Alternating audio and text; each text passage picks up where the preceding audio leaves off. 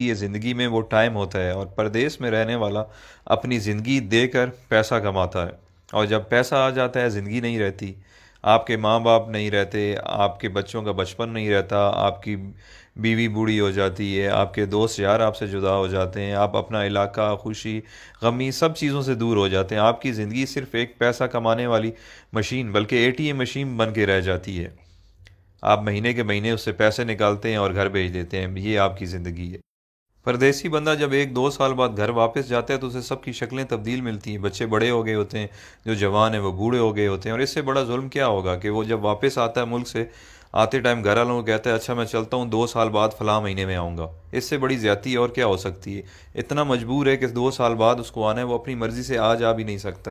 اچھا، جب ہم پردیسی چھٹی جاتے ہیں تو گھر والے بھی مہمان کی طرح ٹریٹ کرتے ہیں، آپ کی صحیح غلط ہر بات مانتے ہیں کہ 10 15 دن کے لیے آیا ہے، جو کہتا ہے سن لو، اور دوسرا پیسے بھی تو دیتا ہے۔ میں نے بہت سارے پردیسی لوگوں سے ڈسکس کی ہے، جب وہ 30 35 سال گزارنے کے بعد ملک واپس لوٹتے ہیں تو ان کے بچے بھی ان کی عزت نہیں کرتے ہیں، کیونکہ انہیں آپ کی عادت نہیں ہوتی ہے۔ وہ کچھ دن بعد کہنے لگے کہ ابا باہر ہی ٹھیک تھا، ہر وقت روکتا ہے ٹوکتا ہے، یہ نہ کرو وہ نہ کرو، بیوی بھی اب اتنی عزت نہیں کرے گی کیونکہ آپ بوڑھے ہو چکے ہیں اور پیسے بھی نہیں کماتے۔ یہ ساری چیزیں اتنی جلدی آپ کو ہضم نہیں ہوں گی، کیونکہ جب آپ پردیس سے آتے تھے تو آپ کو منسٹر جیسا پروٹوکول ملتا تھا، جو اب واپس آنے پر نہیں ملے گا۔ آپ کچھ دن تو ان سب لوگوں سے لڑیں گے کہ میں نے آپ کے لیے زندگی ملک سے باہر گزار دی، میں نے یہ کیا، میں نے وہ کیا، بٹ سب نے یہی کہنا ہے کہ آپ نے کچھ نہیں کیا، بلکہ آپ کی وجہ سے ان کی زندگی خراب ہو گئی ہے۔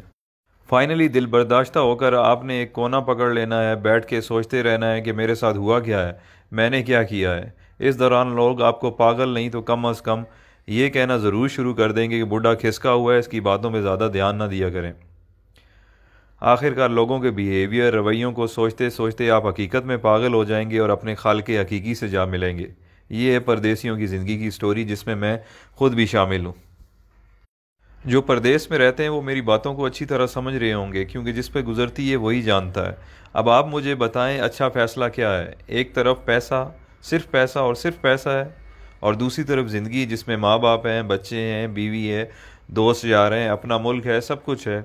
اللہ تعالیٰ نے ہمیں اتنے عظیم لیڈرز دیے تھے جن کی وجہ سے ہمیں اپنا ملک مل گیا، بٹ اس کے بعد بدقسمتی سے ہمیں اتنے بے ضمیر لیڈرز ملے ہیں کہ ہم اس ملک میں رہ نہیں سکتے، ہمیں کام کے لیے، روزگار کے لیے ملک سے باہر آنا پڑتا ہے، جبکہ ہمارا ملک وسائل سے مالا مال ہے، بٹ ہم پاگلوں کی طرح جیے فلاں بس نعرے لگانے کے قابل ہیں، اور یہی ہماری اوقات ہے۔ جس دن کرپٹ لیڈرز کو آپ نے جوتے مارنا شروع کر دی، اس دن آپ کو کمانے کے لیے ملک سے باہر نہیں آنا پڑے گا۔ یہ کرپٹ لیڈرز اپنی اولاد کی غیر موجودگی میں علاج تک نہیں کرواتے، اور ایمانداری سے پردیس میں ایک محنت مزدوری کرنے والا غریب انسان اپنے ماں باپ کے جنازے پہ نہیں پہنچ سکتا۔ آپ کبھی تجربے کے طور پر 1 گھنٹہ انٹرنیشنل ایئرپورٹ پر ارائیول اور ڈپارچر میں گزار لیں، آپ لوگوں کو اندازہ ہو جائے گا کہ پردیس میں رہنے والے اور ان کے گھر والے کس تکلیف سے گزر رہے ہیں۔ یہ ساری باتیں کرنے کا مقصد ہرگز یہ نہیں ہے کہ میرے پردیسی بھائی آج ہی نوکری چھوڑ دیں اور اپنے ملک واپس چلے جائیں۔ میں صرف یہ سمجھانا چاہتا ہوں کہ آج سے پلاننگ کریں اور باہر رہتے ہوئے کوئی چھوٹا سا کام اپنے ملک میں شروع کر دیں، تاکہ کچھ عرصے بعد اپنے ملک واپس آنے کے قابل ہو جائیں۔ آئی مین کہ اتنے وسائل ہو جائیں کہ آپ واپس آ جائیں۔